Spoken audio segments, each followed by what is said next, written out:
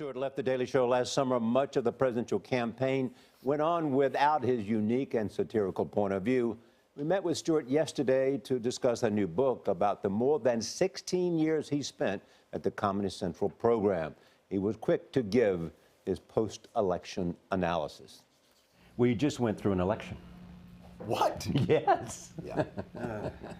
Your reaction to this election? Surprise? Surprise. Fear? I mean, it all ties together. Well, fear, you know, here's what I would honestly say.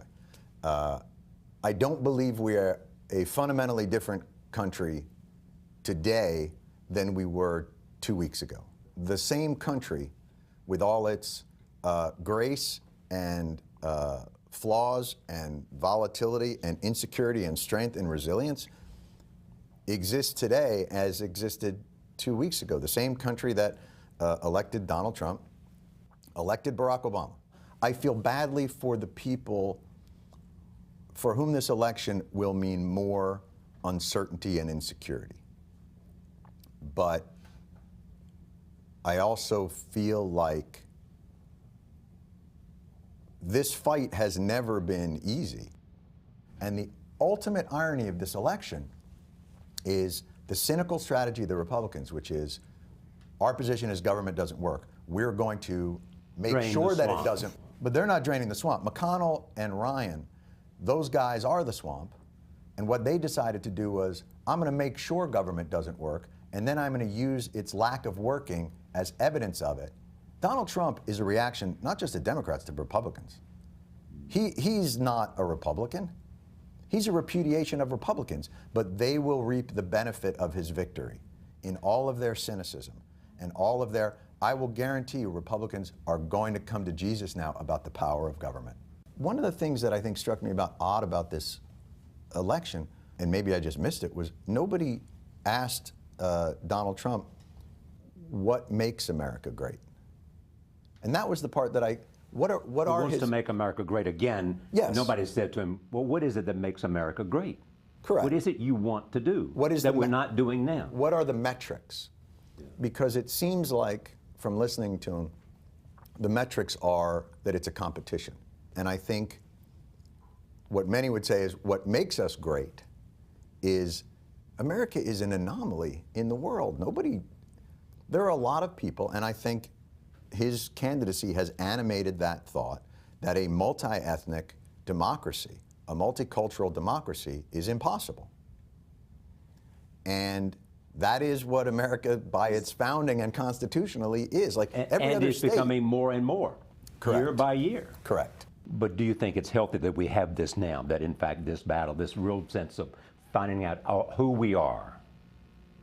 Yes, but I also and whether we have gone off track in some way. Absolutely. You know, I think I would rather have this conversation openly and honestly than in dog whistles. You know, somebody was saying, there might be an anti-Semite that's working in the White House. And I was like, have you listened to the Nixon tapes? Like, forget about advising the president, the president. Like, have you read LBJ? Do you know our history? You know, this is, and we also have to caution ourselves to the complexity of that history. I thought Donald Trump disqualified himself at numerous points. But there is now this idea that anyone who voted for him has to be defined by the worst of his rhetoric.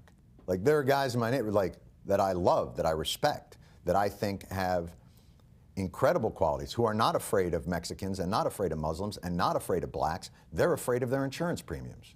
In the liberal community, you hate this idea of creating people as a monolith. Don't look at Muslims as a monolith. They are the individuals, and it would be ignorance. But everybody who voted for Trump is a monolith, is a racist. That hypocrisy is also real in our country. And so this is the fight that we wage against ourselves and each other, because America is not natural. Natural is tribal. We're fighting against thousands of years of human behavior and history to create something that no one's ever, that's what's exceptional about America, and that's what's, like, this ain't easy. It's an incredible thing. Incredible thing. It's so nice to hear from him, Charlie, about this. He's very reflective about the country and the election. Does not miss being at Comedy Central, but has a lot to say, and you know how much his voice was missed when you heard him. Yeah. I like it. Very interesting points. I like how he, rather than dismissing Trump or those who voted for him, tried to explain and understand why they voted for him, Exactly. and not say don't paint them as a monolith. Yeah. They're not worried about all these things that people are talking about in terms of Muslims and that. They're worried about insurance premiums. It shows how people jump to conclusions. And Jon Stewart is basically saying, calm down. Everybody that America is going to be okay. He's fascinating, but he also talks about the Daily Show and all that went on in 16 years. So it's an interesting man with lots to say. Did you believe he doesn't miss it?